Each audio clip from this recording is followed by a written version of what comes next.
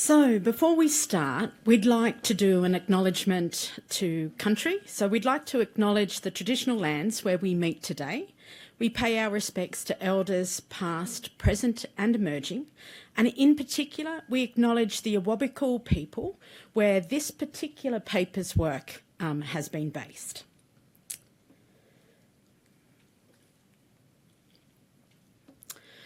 Okay, welcome to your flight today.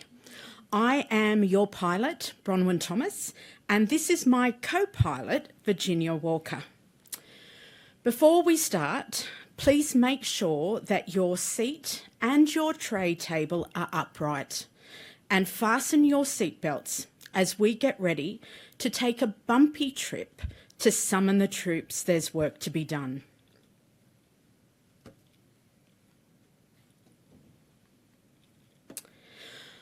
For the past 2 years, many of us have been dreaming of travelling to that exotic and faraway places, of experiencing memorable photographic moments. So don't worry if you haven't had a chance to travel yet, as today we're going to take you on a flight. We're going to cover some of the places that we have been, things that we have seen, and we're going to show you where we plan to go, while highlighting some of the turbulence we encountered along the way. We'll also cover some of our most memorable moments before we reach our final destination.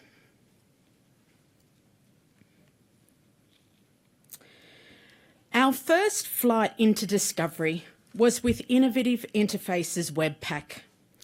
It was peaceful. It was relaxing location, full of that pleasant scenery. We could easily search our library's holdings. We could find those course reading lists. We could limit and refine searches with an advanced word search.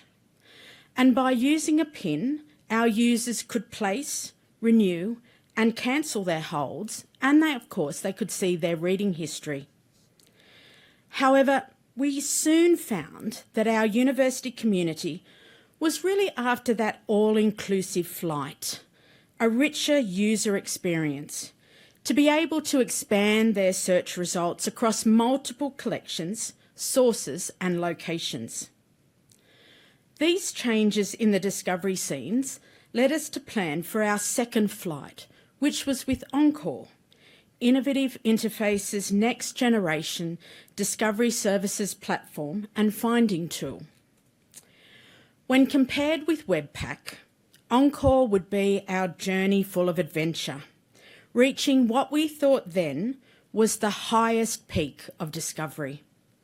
We had delivered a single search look and feel, we had introduced relevancy rankings, and there were also those facets where we could use that to refine our search results, in addition to that all-important real-time circulation information.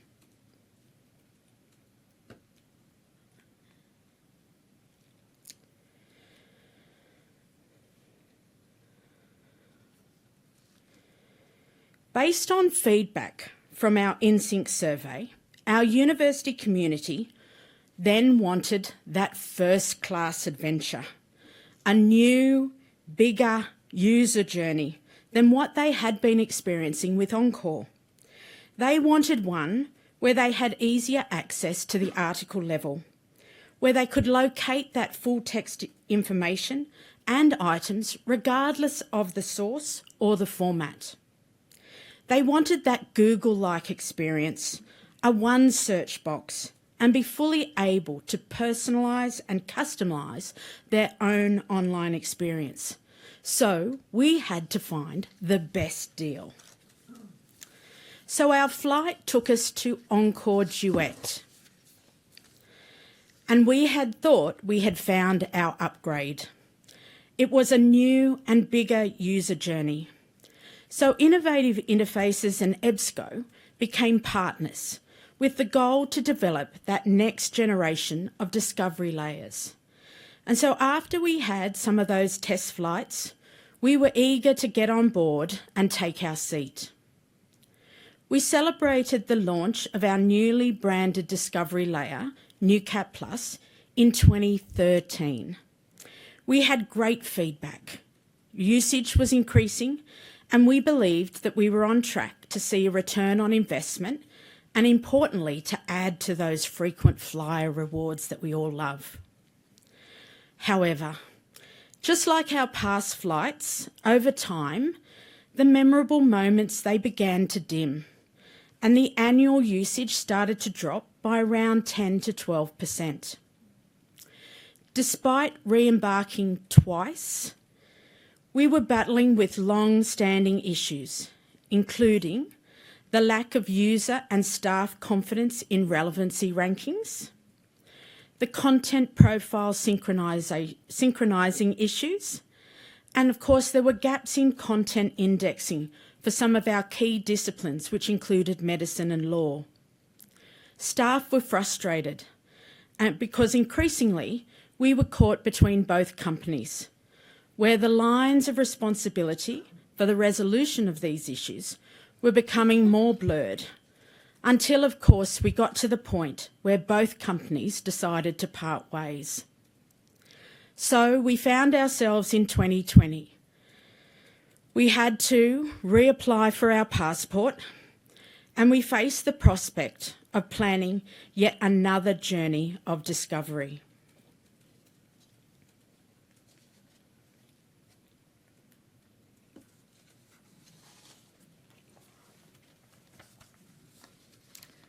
So the library's 2020 to 2025 strategic plan promised the university community that we'll improve discovery, personalisation and integration through a new digital library platform. Making the brave decision, we ventured to a new airline, implementing a completely different discovery solution, Summon, a ProQuest product.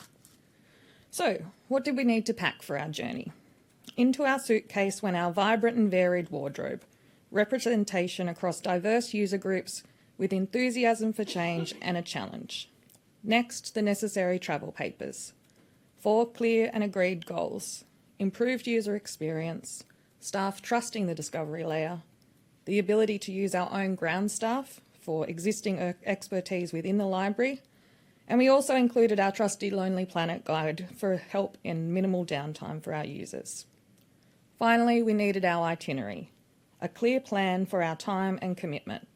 We had 3 months to implement. If we didn't, we could be left stranded with nothing in place.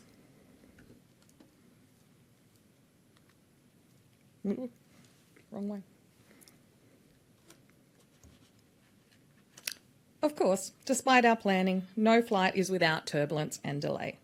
We selected Summon for a number of reasons. It offered better integration to search our catalogue and our expanding and diverse electronic collections. It would allow us to integrate our library repositories, holding digitised art and special collections, and our research repository. It would also embed our library guides. And yet some of these very reasons turned out to be where we would experience the most turbulence and where we had to manage flight delays using creative and manual solutions. At the centre of our turbulence were some big issues: metadata, mapping, coding, and ingest issues. The flight was overbooked. The size capacity limitation of Sierra's data export output lists meant we were unable to test our manual extract of over 1.4 million records. Our visa had expired. The default export data mapping table was outdated, resulting in partial data being extracted. And metadata in Sierra's ERM module could not be harvested either manually or automatically, as it was not formatted in MARC coding. The harvest from our institutional research repository could not include Vital's full text flags in the ingest, so someone was unable to differentiate between full text, metadata only, or suppressed repository records. We thought our subject guides were going to be a smoother flight, as Summon and the LibGuides platform shared an armrest. But certain searches would perform smoothly, while other searches would return no guides in the results at all.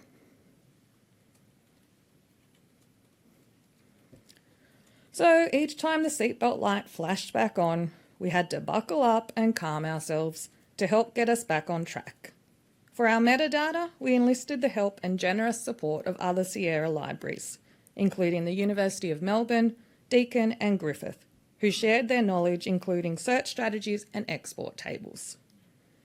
Innovative also provided navigation assistance with support to fix our export data mapping table and helped combine our lists into one mega file. They also provided engineering assistance for us to create additional sets to separate our repository records, one set to exclude the inactive records and a second set for full text only to be harvested via the OAI PMH feed. But there's still some turbulence there, as Summon will only accept one queue of passengers at a time. Our LibGuides proved to be quite a challenge. Our initial crash investigation led us to believe that the subject tags were the problem. We set to work amending all these tags within the guides. However, it was to no avail and the problem still persisted. Almost out of ideas, one last look at the flight manual revealed the answer. It was the subject guide's byline that was the key element used by Summon. Most of our bylines had generic wording such as "use this guide to find" instead of a specific subject area. So we needed to devise new workflows to help manage and maintain the currency of our diverse collections. Our itinerary helped us stay focused and persevere our way through the turbulent sky. So once we had started the ascent towards our destination, how would we review our flight? The flight crew implementation group had to contend with a number of concurrent pressures, including the closure of a campus library, the continual presence of COVID-19 lockdowns, and the cloud migration of Sierra, our library management system. Flicking back through the scrapbook, there are a number of memorable photographic moments. All of the 4 goals of the implementation group were met. 1, we built a strong and varied network that involved every team within the library, the university's cohorts, IT and finance.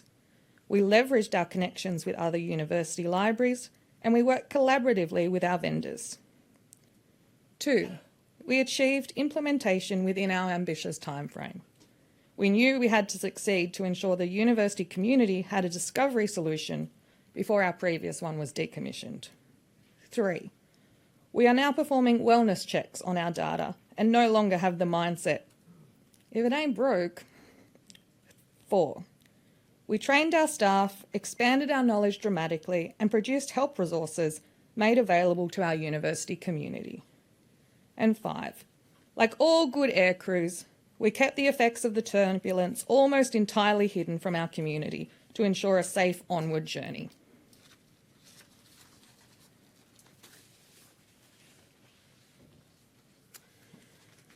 So what has been the university feedback about our latest discovery layer? So more than 12 months on, our discovery layer, now branded as Library Search, has been well received and adopted by the university community. During 2021, the TripAdvisor scores on our discovery layer, that is, the usage statistics, which include things like the number of clicks on recommended resources, facet filtering, clicks on titles and basic searches, reached over 4.9 million hits. And as you can see from the screen, we received some glowing 5-star reviews from our students.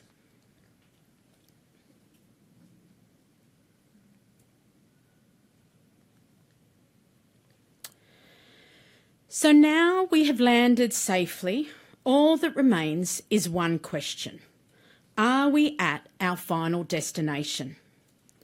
From our past discovery travels and this flight, we've learnt some valuable travel tips. Each time we've thought we've reached where we needed to be able to meet our university community's needs and their expectations, those needs have then changed. So we've discovered that there is always a new destination to plan for. We need to consistently focus on improving the passenger's journey, whether it's through things like a new discovery layer, a new library services platform, or improvements to our in-flight entertainment like our services and our collections.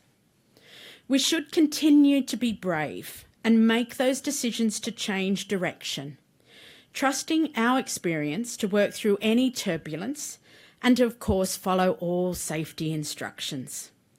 So we have started to think and plan for our next flight. We hope you have enjoyed your flight, and we look forward to welcoming you and helping you on board for your next discovery journey. Thank you for listening.